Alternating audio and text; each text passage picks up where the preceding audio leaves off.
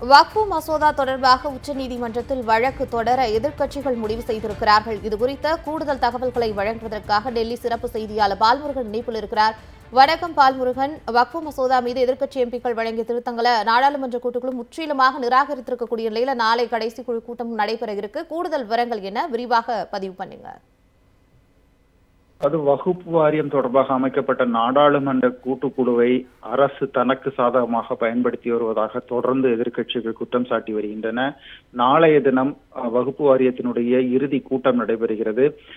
அதில் வரைவு அறிக்கை தாக்கல் செய்யப்பட்டு அதற்கான ஒப்புதல் நாளை பெறப்பட இருக்கிறது. இதற்கு ஒட்டுமொத்த எதிர்க்கட்சிகளும் எதிர்ப்பு தெரிவிக்க திட்டமிட்டிருக்கிறார்கள். ஏற்கனவே நேற்றைய தினம் நடைபெற்ற கூட்டத்தில் அதனுடைய தலைவரான ஜெகதாம்பிகா பால் தன்னிச்சையாக வாக்கெடுப்பு நடத்தி எதிர்க்கட்சிகள் கொண்டு வந்த தீர்மானங்களை நிராகரித்தார். ஆளும் கட்சி வழங்கிய தீர்மானங்கள் திருத்தங்கள் மட்டுமே நேற்று ஏற்கப்பட்டிருக்கின்றன. இதற்கு எதிர்க்கட்சிகள் கடும் கண்டனத்தை தெரிவித்திருந்தார்கள். இது தொடர்பாக எதிர்க்கட்சிகள் ஒட்டுமொத்தமாக விரிவான ஒரு கூட்டறிக்கையையும் நேற்று மாலை வெளியிட்டிருந்தார்கள்.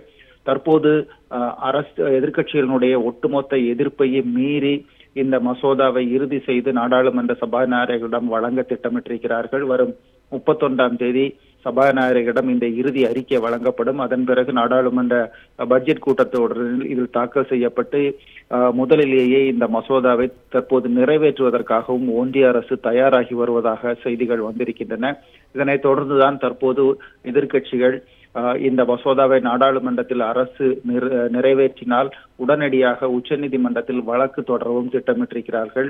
இது தொடர்பாக திமுக உறுப்பினர் ஆர் ராசா உள்ளிட்டவர்கள் உச்சநீதிமன்றத்தை நாடி மனு தாக்கல் செய்யப்படும், வழக்கு தொடரப்படும் என்று தெரிவித்திருக்கிறார்கள்.